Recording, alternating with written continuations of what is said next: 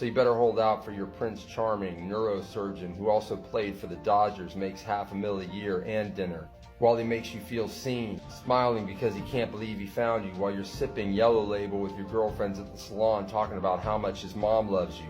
And we're here paying bills, massaging backs, changing diapers. You're still waiting for John Cusack to lift up that boombox. And all of a sudden, a lot of fucking good men are somehow narcissistic, emotionally unavailable, codependent, collateral damage because mommy used Google to diagnose daddy in between episodes of 90 Day Fiancé. So she's writing a 5,000-page book called Boundaries, and restraining orders are getting handed out like king-size Kit Kats in those neighborhoods where all the women wear Lululemon but somehow always forget to wear their wedding ring. First of all, you don't want to be a man in family court. Yo, man, I was in court.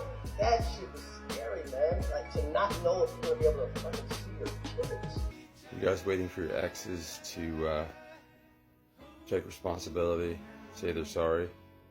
Talking about those exes that were emotionally abusive, the ones who would withhold affection and love and do that because they said you were doing something wrong or had done something wrong.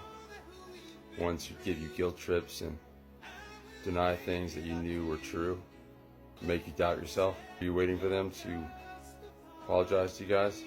Here, I'll wait with you.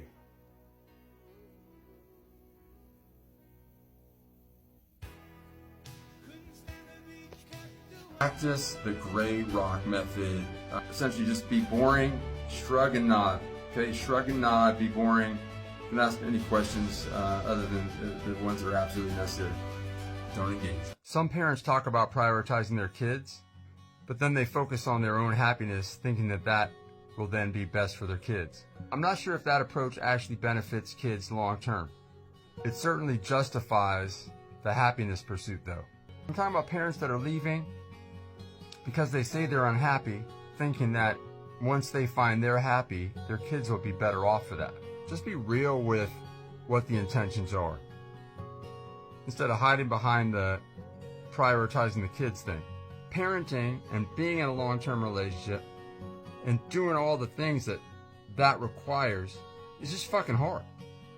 I think there's something to be said for kids seeing parents who lean in when it's uncomfortable, when they don't want to, when they're unhappy sometimes,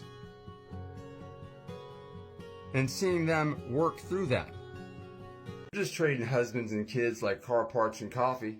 You didn't do any growth or internal work on yourself, but you did get eyelash extensions. You put the live, laugh, love sign back up. So you replaced Ryan, who was assertive, could fix anything, but couldn't take criticism, for Scott, who's funny, makes you feel secure, but hasn't been honest with a woman since the New York Times published the Unabomber's 35,000-word manifesto and Bryan Adams was singing, "Have you ever really loved a woman?"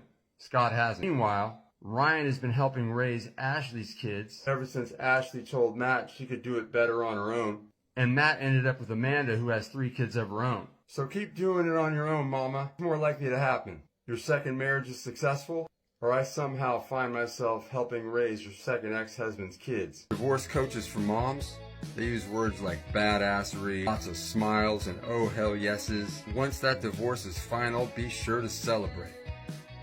Your life is bigger than one relationship. Your life is bigger than one man. Divorce coaches for dads talk though, right?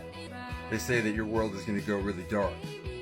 They aren't talking about throwing a paint and sip divorce party, fucking comfort food potlucks.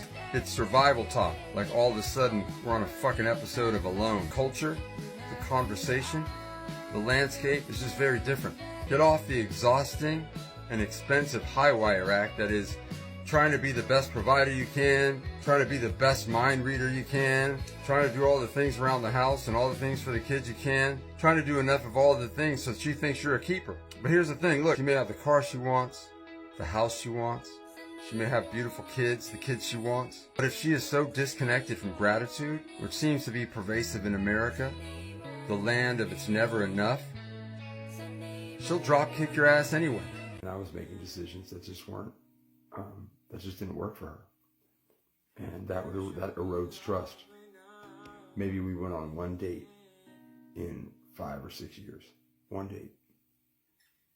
That's a recipe for me doing this fucking video right now. But I could be a little dramatic. You know, I could say some things or text some things that would sort of rock whatever remaining foundation we had. You know, my ex, she wouldn't do that. Words matter. A lot of times it would stem from feeling lonely or feeling unloved or feeling not valued or worth it. And that's something for me that's super old. But it would get triggered and then I would respond to it, right? And I didn't respond to it the right way. It just set us back a lot. There were times where it was just like we're housemates. And I think that's like, again, this is no brainer, right? But if you're living as housemates, we are not losers.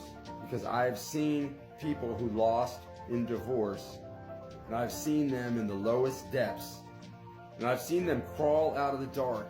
Those days when they didn't even want to get out of bed, when they weren't quite sure if they even fucking wanted to live. And I've seen them get up, and I've seen them create lives that were unimaginable at the time, and create relationships with their kids that are absolutely miraculous today, fall in love again at a level that they could never even have thought was possible, and be loved in a way that they absolutely fucking deserve to be loved.